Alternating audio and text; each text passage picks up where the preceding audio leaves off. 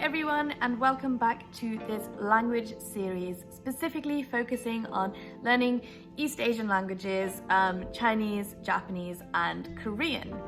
Last time I kind of went over a bit of an overview on my background, how I learned these East Asian languages, and kind of my language learning journey, what brought me all the way from learning French and German in high school through to Japanese, Chinese, and Korean. If you haven't watched that, feel free to have a look. I kind of explain my level in all these different languages, as well as how I kind of got there. But today we're going to talk about the hardest language to learn. Is Chinese the hardest language to learn? Is Korean the hardest language to learn? Is Japanese the hardest language to learn? And I want to say two things. Firstly, whenever I refer to Chinese, I am referring to Mandarin Chinese. That's what they speak in most of the Chinese mainland. And everything I'm talking about in terms of language learning, I am talking about from the point of view of a native English speaker. So that's very important to remember. And I'll start with a spoiler alert. In my opinion, Korean is the hardest language to learn, but I think that this is a bit of a controversial opinion. So let's have a look at why, and we'll also have a look into the different languages and a little bit of an overview on why they might be difficult or why they might be easy to learn. I suppose if you're looking into learning East Asian languages, you might be looking at learning the easiest one first. And I have to say that my language learning is very personal, and a lot of this may be opinionated. I'll give my reasons for each of the things that I think so that you can kind of make up your own mind. So firstly, Korean is the hardest for me for two reasons. The first reason is that it doesn't have Chinese characters. Yes, sounds very contradictory, but that is the reason why I find Japanese easier than I find Korean, because Japanese uses Chinese characters, and that may make it sound harder, but for me, I actually really like the Chinese characters. They make sense, they break up the sentences, and they help to avoid confusion. So I really like Chinese characters, and I'll do a whole video on learning Chinese and Chinese characters and stuff like that, but I really like them, and Korean doesn't have them, Japanese has them. So I will say that for me, Korean is the hardest language to learn. Chinese is the easiest language to learn. The second reason why I find Korean so difficult, and also why I find Chinese is the easiest, is because Korean grammar and Japanese grammar are very similar. They're both really hard, to be honest. As an English native speaker, Japanese and Korean grammar is wildly different.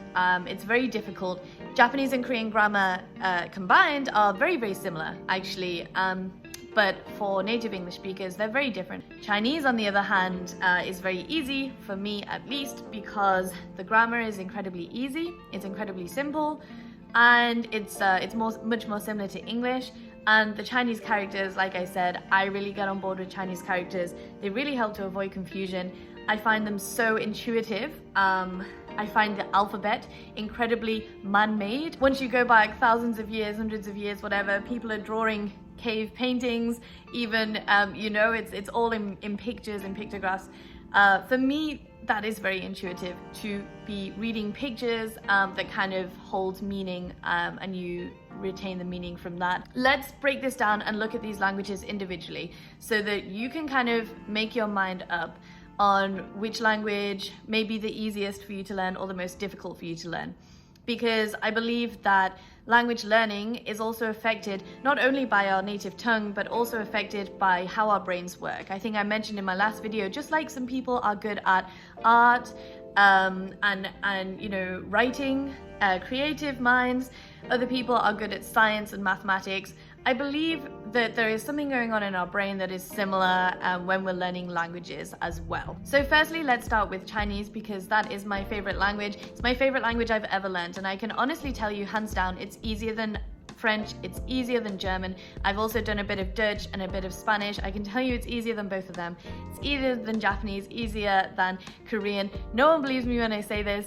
Genuinely, that's why I think it's partly because it's a personal opinion, but also partly because The thing that terrifies people about Chinese is the Chinese characters. They look terrifying. Of course, it looks wild. It looks like completely nothing you've ever seen in your life before. And it's like no other language. Once you kind of get around this, once you start learning Chinese characters, trust me, it gets a lot easier. They look incredibly daunting, but just like words are built up by letters, that is the same way that Chinese characters are built up. Chinese characters are all built up on these different radicals, which I will describe here as kind of letters. So you take these radicals and you just put them all together to build a Chinese character. And over time, once you get to know more radicals, you then can look at a Chinese character that you've never seen before, but you kind of know what it means because it's made up of certain components that you understand the meaning of, just like English words. The other thing that makes Chinese really easy and not difficult to learn is the grammar. It's extremely simple, okay? There's no past, present, or future. There are no certain people to think about, as in European languages. Sometimes you have to think about the verb conjugation for he or you or we or they. You don't have to do any of that in Chinese. Moving swiftly on to Japanese. So why I don't think that Japanese is the most difficult to learn, I've kind of touched on before. So let's have a look at Japanese a little bit. It's made up of 3 languages: hiragana, katakana, and kanji. Hiragana and katakana are more like typical alphabet as we kind of understand it. So it is a kind of alphabet structure. They are symbols that represent sounds. So the Japanese alphabet is very, very easy to learn actually. Every single sound is made up of a consonant and a vowel. You know how to form Japanese sounding words without realizing it. Table is teiboru.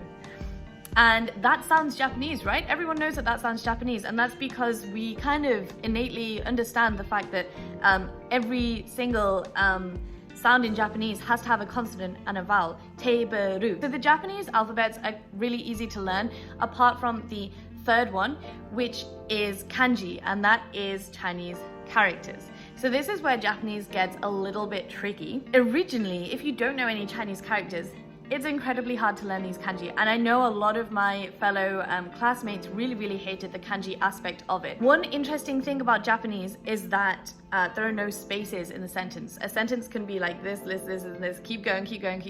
There's no spaces in it apart from punctuation. Words are all together. So kanji really helps to kind of split that up. I find the grammar, however, a lot more complicated than Chinese, which is why it takes second place on my kind of difficulty ranking here, because the grammar is incredibly difficult for an English native speaker. At least I find it so. It's kind of more similar to German grammar, so you have the verb at the end of the sentence, but it is vastly different to English. So let's move on to Korean now, and why I find it personally the hardest language to learn out of Chinese, Japanese, and Korean, and maybe you do too. So Korean doesn't have characters, and it does have very difficult grammar, and the combination of those two things for me makes it very difficult to learn Korean, because you have these because it's just the Korean alphabet, and the Korean alphabet is actually one of the easiest to learn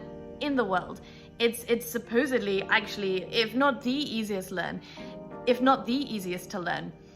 It's incredibly intuitive in the way that the symbols are kind of put together and the sounds that it makes. However, the reason that I find it difficult is because a lot of the meaning is carried within the grammar. Unlike Chinese, because there is a almost lack of grammar, a lot of the meaning is carried in just these simple characters that are kind of, you just pick characters out of the air and you just bang them into a sentence in kind of the right order, and it creates meaning. However, with Korean, just as with Japanese, you have to be a bit stricter with how you form the sentences, because a lot of the meaning is within using different verb structures, using different grammar structures. A lot of Korean vocabulary actually comes from Chinese and from Japanese, and originally they used to have Hanja, which is Chinese characters. And if you know Chinese, then you know, if you see a word written in the Korean alphabet, you know what Chinese character it is, because it sounds exactly the same. Really simple example, Paektusan, Mount Paektu, okay? Mount, the mountain bit is san. So you've got Paektusan, which is the Korean for Mount Paektu, and then you've got Cheongbaishan, which is the Chinese for it, and shan, meaning san, so mountain. And then you've got Japanese, which is hotoku-san. So san is also mountain in Japanese. So those three all come from the same character, meaning mountain, which by the way is a really nice character that literally looks like a mountain. So for me, this combination of lack of characters and difficult grammar means that Korean is the hardest to learn, but that doesn't mean that Korean is the hardest to learn for everybody. Of course, it depends on your native language. So there is a little bit of research out there to show the difficulty levels of these languages. It has also been shown that, you know, they are three of the hardest languages for English native speakers. So if you want to learn them, you're gonna have to put the work in, but it's not impossible, like I've kind of proven here. So if you are looking to learn one of these languages and you're looking to learn the easiest one, I would say the easiest one for you is the one that you want to learn, because any language that you are motivated to learn and want to speak and have a reason to learn and have the exposure to, that will be the easiest language for you. That is my biggest tip here, okay? That is going to be the easiest language for you. If you want to learn Chinese but decide, because I've told you here that Korean is a lot easier, then you probably won't.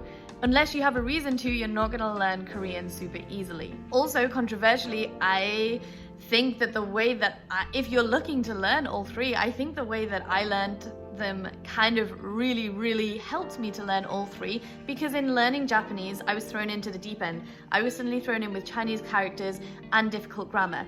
So that afterwards, when I started to learn Chinese, I already had a background in Chinese characters, so that was easier for me. When I started to learn Korean, I already had a background in these difficult grammar structures that are very similar. So I felt like I could walk into those quite easily, having thrown myself into the deep end with Japanese.